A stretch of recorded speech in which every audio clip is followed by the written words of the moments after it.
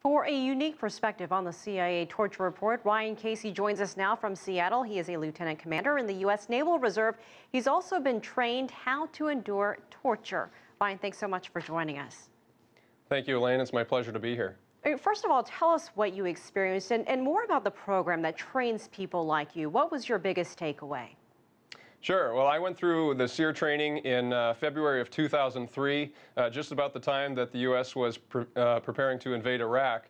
And I think it's actually excellent training. It exposes you to a lot of different techniques and methods that an enemy might use against captured service personnel, and prepares you to resist intense interrogation, propaganda ploys, things of that nature. So were you waterboarded and some of the other things that were mentioned in the report?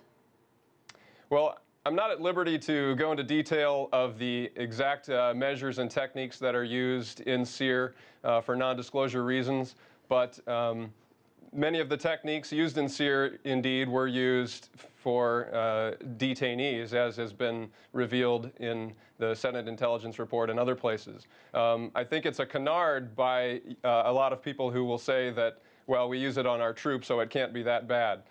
Even if the techniques are similar, I think clearly they go beyond that level and visit greater harm on detainees, and we've seen, of course, detainees have died in U.S. custody.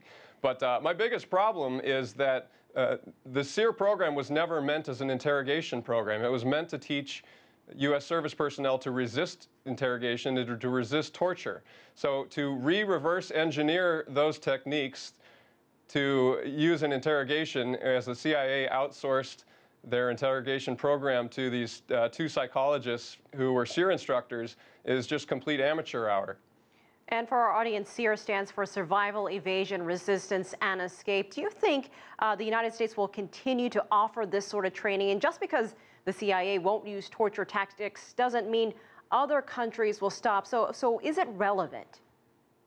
I absolutely think that the U.S. will continue using this training for high risk of capture personnel, such as special forces or aviators like myself. And like I said, I think it's excellent training and much needed. The problem is it's not meant for interrogation.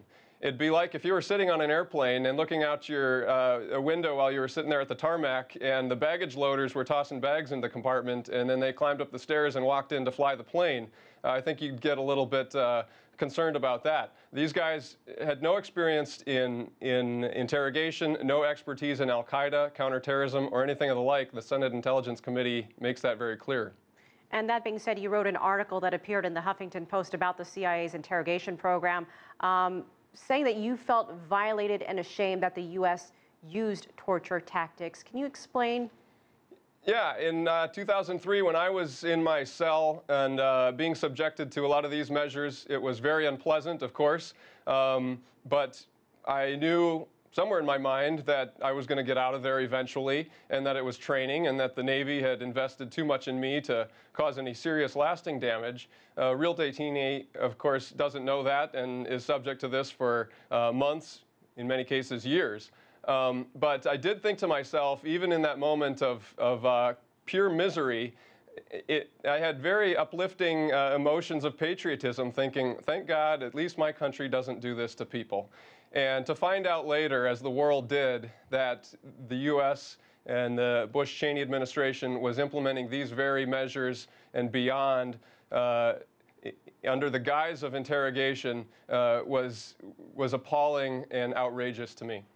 But Ryan, some of the supporters say, and they argue that ISIL now presents a much larger threat than al-Qaeda did 10 years ago. So if the U.S. captures an ISIL member, how do you think they should be treated, or what do you hope will happen?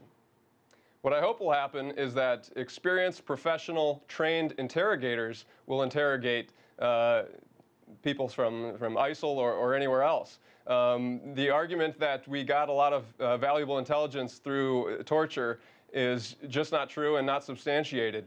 Indeed, much of the actionable intelligence and valid information we got was received by professional interrogators before torture was used. All right, Lieutenant Commander Ryan Casey, thank you so much for your insight. Appreciate you joining us from Seattle. Thank you.